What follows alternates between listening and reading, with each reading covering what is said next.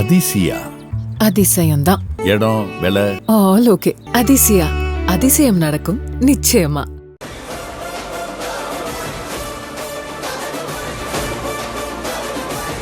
தாவிக மாநாடு தொடர்பான மற்றும் ஒரு அண்மை செய்திதான்.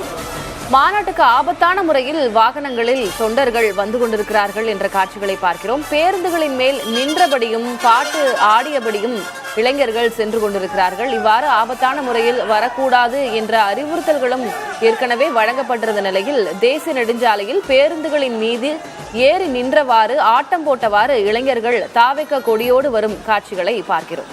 மதுரை தாவிக மாநாட்டுக்கு ஆபத்தான முறையில் இளைஞர்கள் தொண்டர்கள் வருகை தந்து கொண்டிருக்கிறார்கள். பேருந்துகளின் மேல் நின்றபடியும் ஏறி நின்று ஆடியபடியும் ஆபத்தான முறையில் அவர்கள் பயணம் செய்து மாநாட்டுக்கு வந்து கொண்டிருக்கிறார்கள். படிக்கட்டுகளில் தொங்கியபடியும் பேருந்துகளின் பின் இருக்கக்கூடிய ஏணிகளில் நின்றபடியும் வேன்களின் மீது ஏறி நின்று நடனமாடியபடியும் அவர்கள் வந்து கொண்டிருக்கிறார்கள். தாவிக கொடியை கையில் வைத்த வண்ணம் விசிலடித்த வண்ணம் நடனமாடியபடி ஆபத்தான முறையில் திடலை நோக்கி வந்து கொண்டிருக்கிறார்கள். இது போன்ற செயல்களில் ஈடுபடக்கூடாது. கட்சியின்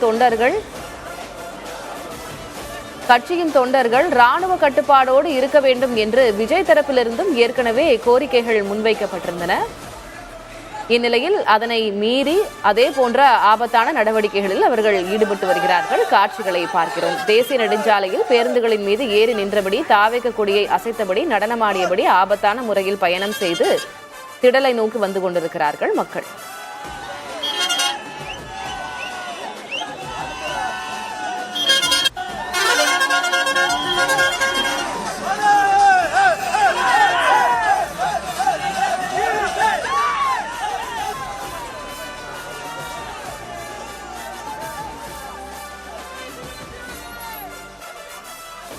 தொடர்ந்து அரங்கத்தில் சிறப்பு விருந்தினர்கள் இருக்கிறார்கள். அவர்களோடும் நம்ம பேசிக் கொண்டிருந்தோம். திரு பெருமாள்மணி, விஜய் அவருடைய கட்சி தாவிக அதனுடைய ஸ்வாட் அனாலிசிஸ் நம்ம பண்ணும்போது என்ன ஸ்ட்ரென்த், வீக்னஸ், ஆப்பர்ச்சுனிட்டி, த்ரெட் எல்லாம் பார்க்கும்போது நான் ஸ்ட்ரென்த் பலம் அப்படின்ற ஒரு இடத்துல அவருக்கு மிகப்பெரிய ஃபேன் பேஸ் இருக்கு. அதுதான் அவருடைய பலம். அவருடைய பலவீனமும் அதுதான்.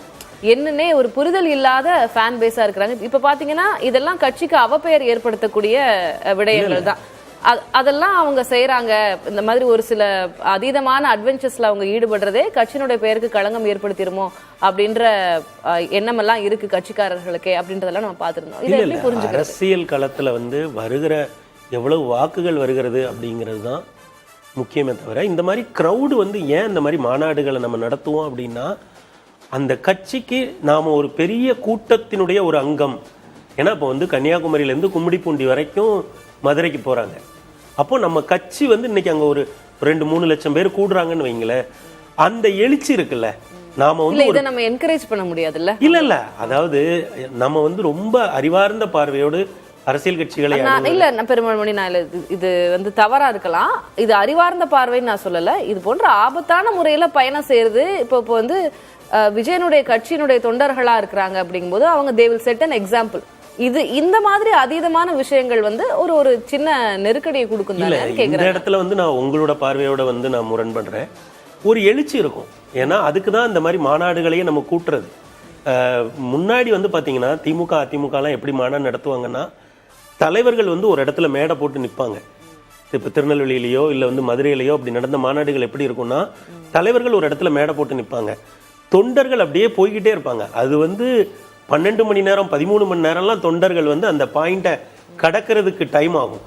அப்போ அந்த ஒரு காலகட்டத்தெல்லாம் ஒப்பிடும்போது இன்றைக்கு ஒரே நாள்ல இந்த மாநாடு முடிஞ்சிருது.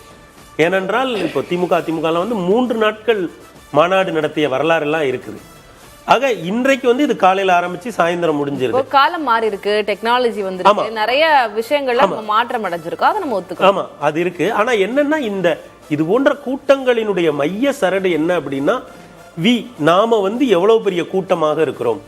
அப்ப அந்த உற்சாகத்துல ஒரு சில பேர் இது போன்ற செயல்களை பண்ணுவது, இது எல்லாமே ஒரு அரசியல் கட்சியினுடைய செயல்பாடுகள்ல ஒரு விஷயமா தான் இருக்கும். இன்னொன்னு அங்க குறிப்பிடத்தக்க அளவுல பெண்கள் வர்றதையும் நம்ம பார்க்க முடியுது. பொதுவா பெண்கள் ஒரு இடத்துல இருந்தாலே அந்த கிரௌடு ரொம்ப பெரிய ஆர்ப்பரிப்புக்குள்ள அவங்க போக மாட்டாங்க. இப்போ இதெல்லாம் தமுக மைதானத்துல திராவிட முன்னேற்ற கழகத்தினுடைய ஆரம்ப காலகட்டங்களில் குடும்பமா போய் கூட்டங்களை நடத்தி கூட்டங்களில் பங்கேற்று திரும்பிய வரலாறு ஒன்று இருக்கு.